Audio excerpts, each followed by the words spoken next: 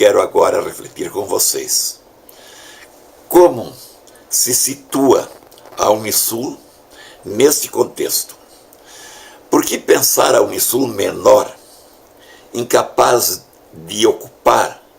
este espaço ou desempenhar este papel? Não seria possível, diante da evidência de seus quase 400 doutores, seus quase 500 mestres e seus mais de 1000 colaboradores, e ainda seu extraordinário patrimônio material e espiritual, a alma que lhe dá vida, pensar de forma menor a Unisul seria não compreendê-la, não a ter compreendido na sua vitalidade, na sua capacidade, na sua razão de ser e na sua sustentabilidade. Ou, o que seria pior, tendo-a compreendido, obrigá-la ou trazê-la para ser menor do que ela de fato é. Pode contribuir para tornar a Unisul menor do que ela é o persistente conceito que existe no país, no Brasil, e às vezes dentro da própria universidade, de julgar a universidade como simples instituição de ensino, voltada à formação de mão de obra ou instrumento de concessão de diploma profissional, conceito a que se submetem na prática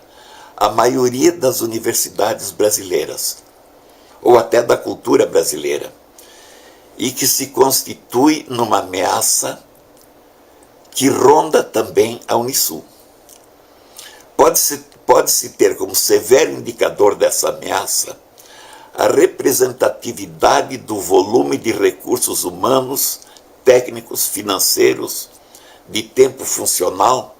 e de infraestrutura que se destinam à manutenção do ensino, face ao que é destinado para implementação da pesquisa e da extensão, que é onde se gera o conhecimento, e também aos poucos ou zero recursos, às vezes, que se destinam ao desenvolvimento pleno das pessoas, à sua cultura, a seu civismo, a sua cidadania, ao seu desenvolvimento humano. Este tipo de ação, que além de responder à dimensão humana, é pressuposto de uma boa formação profissional de nível superior. Porque não há nível superior, nem profissional de nível superior, sem que ele esteja embasado numa pessoa de nível superior. Essa análise poderia explicar por que se atribui à universidade, vejam que coisa interessante, a denominação de instituição de terceiro grau, como sequência do primeiro e do segundo grau, ou de instituição de ensino superior, IES, como se diz em toda parte. Mas no entendimento de que a palavra, além de expressar conceitos, também contribui para a formação dos conceitos, podem perceber onde nós estamos chegando, quando as próprias universidades assim se autodominam como instituição de ensino, e assim as denominam as leis, os pareceres, a própria Constituição, o Ministério da Educação, os conselhos de educação, enfim, frequentemente, os próprios reitores e professores universitários, que simplesmente denominam a universidade como instituição de ensino, como denominam o primeiro ou segundo grau. Vítimas de tais equívocos, as universidades, tornadas instituições de ensino, continuam preparadoras de mão de obra para o mercado, condicionadas por ele, quanto à qualidade, como quanto à quantidade que o mercado demande, critério que frequentemente é reduzido, já nem as oportunidades de trabalho. mas ao número de empregos que ela esteja oferecendo. Na verdade, não se entendeu ainda que o contexto do mundo de hoje, e tanto mais do mundo que está chegando, a formação em nível superior constitui cada vez mais, além de uma necessidade das pessoas, um direito universal, porque este mundo é um mundo de nível superior e, em consequência, deveria ser disponibilizado a 100% das pessoas. O objetivo de viabilizar a 100% da população o acesso à formação superior, como imposição do mundo que está chegando, já está sendo perseguido e está sendo atingido por alguns países desenvolvidos, onde os índices de matrícula nesse nível já superam os 80% da população, na faixa etária dos 18 aos 23 anos. Sim, meus amigos, minhas amigas, também nossos vizinhos latino-americanos, dos quais nossa pouca capacidade de autocrítica nos julga sempre superiores, eles estão conseguindo ampliar o acesso para uma taxa média superior a 20%, que está longe dos desenvolvidos ainda, sendo que alguns dos nossos vizinhos já estão ultrapassando a faixa dos 30% da população entre 17 ou 18 e 23 anos dentro da universidade. Enquanto isso, nós no Brasil continuamos patinando com menos de 15% de nossos jovens na universidade. E para justificar essa defasagem, usamos de argumentos desde os mais pífios, como o mercado de trabalho não oferecer emprego a percentuais maiores do que os temos, como outros argumentos que, ao invés de nos convencer, deveriam aumentar em nós o horror da tragédia que estamos vivendo, de uma sociedade que chega à era da nova civilização, do conhecimento, do nível superior, da ciência e da tecnologia, com a maioria de sua população vivendo reconhecidamente no mundo do analfabetismo funcional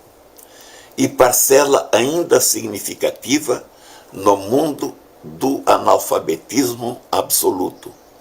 Pois sequer conseguimos matricular na escola fundamental 100% das crianças em idade escolar, enquanto que mal matriculamos 30% das crianças na pré-escola, ou percentual apenas pouco maior de jovens e adolescentes no ensino médio. Os números deveriam gritar aos nossos ouvidos, ou talvez à nossa consciência, o enorme atraso em que se encontra o Brasil no setor da educação, e nunca justificar com semelhante atraso nosso atraso em relação à universidade.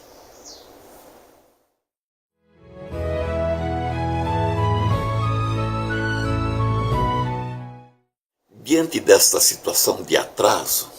cabe perguntar quais são as consequências. Quais aquilo que eu chamo de frutos pífios do atraso. Enquanto isso acontece no mundo, na realidade brasileira, a educação continua administrada por uma infeliz aliança de ideologismos e de demagogia. Aliança que toma conta dos órgãos executivos da educação e de outros órgãos da burocracia estatal, toma conta de partidos políticos, de promessas nas praças públicas jamais cumpridas, nos meios de comunicação e nas redes sociais, especialmente em períodos eleitorais, como vimos ainda há pouco, e o mais doloroso, frequentemente também nas universidades. Não há qualquer chance para o Brasil, ou para o povo brasileiro, se esta situação não for revertida. E confesso, meus amigos, minhas queridas amigas, confesso que tenho pouca esperança de que seja revertida a curto prazo, enquanto as universidades se calarem. E pergunto, por que se calam? Por todos esses equívocos, pode-se entender melhor o porquê das constrangedoras posições ocupadas pelas universidades brasileiras nos rankings internacionais que medem sua qualidade. No chamado ranking de Xangai of World Universities, publicado esse ano, o Brasil comparece apenas com 6 ou 7 universidades, entre as 500 universidades mais bem avaliadas no mundo. Há 493 ou 94 melhores do que as do Brasil. E apenas com uma entre as 200 melhores. Entende-se também porque entre os mais de 300 prêmios Nobel, ou entre os 25 prêmios atribuídos a representantes de países latino-americanos, não apareça um brasileiro sequer. Ou ainda porque também é tão fraca a representatividade brasileira em publicações científicas, em produtos inovadores ou no registro de patentes internacionais. Enfim, meus caros, não posso deixar de concluir esse doloroso diagnóstico sem registrar a responsabilidade de todo esse sistema de equívocos ao qual se submetem as universidades, pela carência de lideranças marcantes que tanto reclamamos no Brasil em quase todos os ramos de atividade, dentre os quais sobressai uma das atividades mais importantes e nobres entre todas as atividades humanas, a vida pública,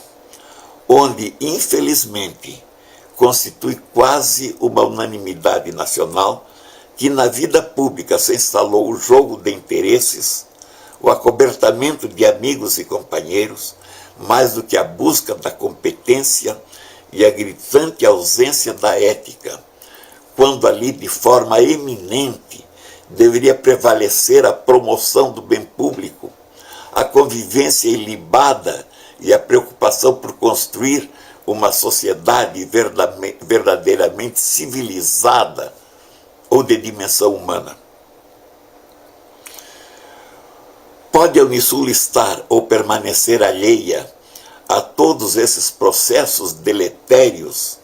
simplesmente lavando as mãos?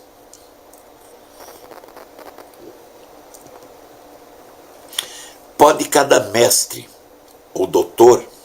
ou educador, ministrar sua disciplina, apresentar seus relatórios de pesquisa e extensão e lavar as mãos? Podem as mudanças nas estruturas acadêmicas, algumas elogiosamente em curso na Unisul, acontecer lentamente em seus processos de introduzir as profundas e necessárias transformações na vida ou no conceito de universidade, para que possa, de sua parte e na sua dimensão, responder às demandas do mundo transformado e não ser simplesmente objeto, fruto e consequência desse mundo em transformação?